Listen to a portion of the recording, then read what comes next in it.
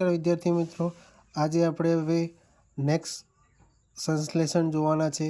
મેલેચાઇટ green chemistry paper number 307 unit number 4 એનું મેલેચાઇટ green સંશ્લેષણ છે. તો આ પણ ગુજરાત યુનિવર્સિટીની બીએસસી સેમ 6ની પરીક્ષા માટે ખૂબ જ ઉપયોગી રહેશે. તો સૌપ્રથમ આ કઈ શ્રેણીનો અગત્યનો રંગક છે તો એ તમને ખબર હોવી જોઈએ. તો તમારે યાદ રાખવાનું છે તે એમિનો ટ્રાયફિનાઇલ મિથેલ શ્રેણીનો એક અગત્યનો એક રંગક આપણે ગણી શકીએ છીએ. અને આ મેલેચાઇટ ગ્રીન છે એને ઊન તથા સિલ્ક ઉપર આપણે સીધો ચડાવી શકીએ છીએ, અને કોટન ઉપર ચડાવવું હોય તો એના માટે ટેનિન મોડન્ટ રંગક હોય એની મદદથી તમે આ ચડાવી શકો છો. બરાબર. તો હવે મેલેચાઇટ ગ્રીનનું સંશ્લેષણ આપણે જોઈએ છીએ. તો સૌ પ્રથમ તમારે બેન્ઝાલ્ડિહાઇડની પ્રક્રિયા કરાવવાની છે. બેન્ઝાલ્ડિહાઇડ એટલે કે બેન્ઝીનની રિંગ, એના ઉપર CHO આ રીતે જોડાયેલું હોય બેન્ઝાલ્ડિહાઇડ. એની પ્રક્રિયા આપણે NN ડાયમિથાઇલ એનિલિન એટલે કે આના 2 મોલ લેવાના છે આપણે, NCH3 ટ્વાઇસ. આને આપણે કહીશું NN ડાયમિથાઇલ એનિલિન. એની પ્રક્રિયા આપણે શેની હાજરીમાં? તો સાંદ્ર સલ્ફ્યુરિક એસિડ, સાંદ્ર H2SO4 અને 100°C તાપમાન આપણે રાખવાનું છે. એની પ્રક્રિયા આપણે કરીએ છીએ. તો અહીંયા આપણે બેન્ઝીનની રિંગ, કાર્બન સાથે હાઇડ્રોજન, અને અહીંયાથી આપણે 2 મોલ લેશું એટલે અહીંયાથી એક હાઇડ્રોજન, એટલે કે ટોટલ કેટલા મોલ છે? 2 મોલ છે, એટલે કે 2 વાર હાઇડ્રોજન અહીંયાથી છૂટા પડશે, અને અહીંયાથી ઓક્સિજન એટલે એક પાણીનો અણુ અહીંથી છૂટો પડશે. તો અહીંયા આ રીતે જોવા મળશે NCH3 ટ્વાઇસ. અહીંયા પણ એ રીતે જોવા મળશે NCH3 ટ્વાઇસ. પાણીનો અણુ ક્યાંથી છૂટો પડ્યો?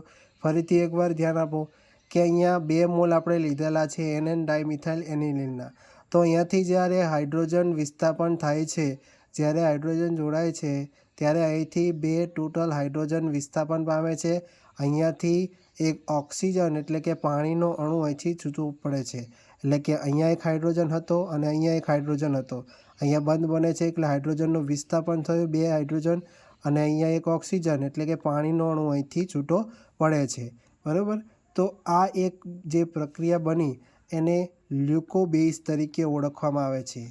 કેવો બેઝ? લ્યુકોબેઝ. અને આ એક રંગવિહીન સંયોજન છે. કેવું? રંગવિહીન સંયોજન છે. એની પ્રક્રિયા આપણે ઓક્સિજનની હાજરીમાં તાજું બનાવેલું લેડ ઓક્સાઇડ સાથે આપણે પ્રક્રિયા કરવામાં આવે છે.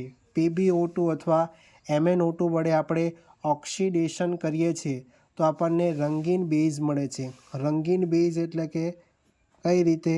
તો અહીંયા બેન્ઝીનની રિંગ, કાર્બન સાથે સિંગલ બોન્ડ, અહીંયા OH, અહીંયા NCH3 ટ્વાઇસ,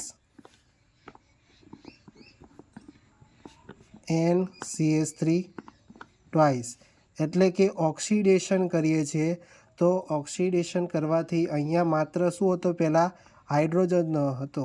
તો ઓક્સિડેશન કરવાથી અહીંયા એક ઓક્સિજન ઉમેરાય છે. બાકીનું જે બંધારણ તમે જોઈ શકો છો, બાકીનું બંધારણ સરખું જ છે. બરાબર. ખાલી આ ઓક્સિજન ખાલી એડ થયું એટલું જ. તો આ એક આપણને રંગીન બેઝ આપણને પ્રાપ્ત થાય છે.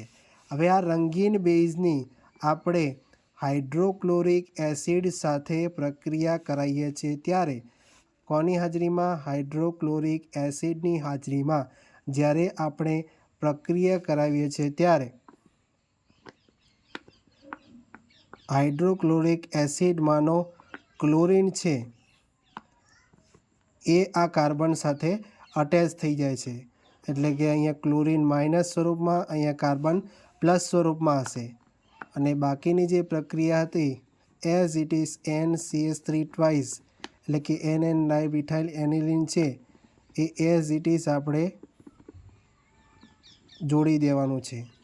NCH3 twice, NCH3 twice, carbon પર પ્લસ, અહીંયા Cl માઇનસ, એટલે અહીંયાથી Cl નીકળી જશે, આમાંથી OH, આમાંથી H, એટલે ફરીથી એક પાણીનો અણુ અહીંયાથી નીકળી જશે. તો આ પ્રકારેનું બંધારણ જોવા મળશે. આ બંધારણ જે મળ્યું એ આપણને મેલેચાઇટ ગ્રીનનું કેવું બંધારણ છે? બેન્ઝેનોઇડ બંધારણ આપણને જોવા મળે છે. બરાબર, આ સંશ્લેષણ આ રીતે આપણે લખવાનું છે.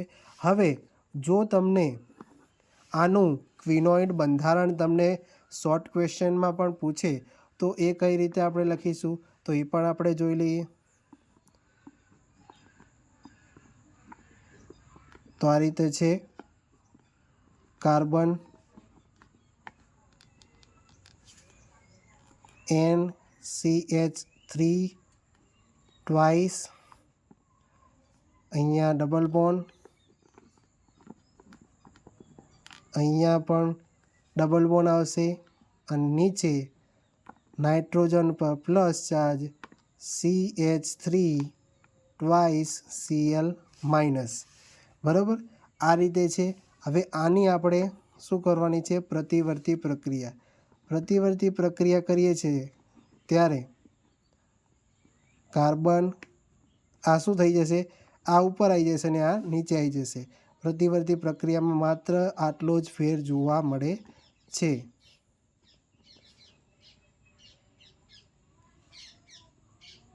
Double bond N plus CH3 twice Cl minus, અને અહીંયા NCH3 ટ્વાઇસ. બરાબર, તો આ રીતે આ આપણું ક્વિનોઇડ બંધારણ કોનું? મેલેચાઇટ ગ્રીનનું આ ક્વિનોઇડ બંધારણ છે. જો તમને આ વિડીયો ગમ્યો હોય તો વિડીયોને જરૂર લાઈક કરજો, શેર કરજો તમારા મિત્રો સાથે. તો ફરી મળીશું આવા જ નવા વિડીયો સાથે. જય હિન્દ, જય ભારત.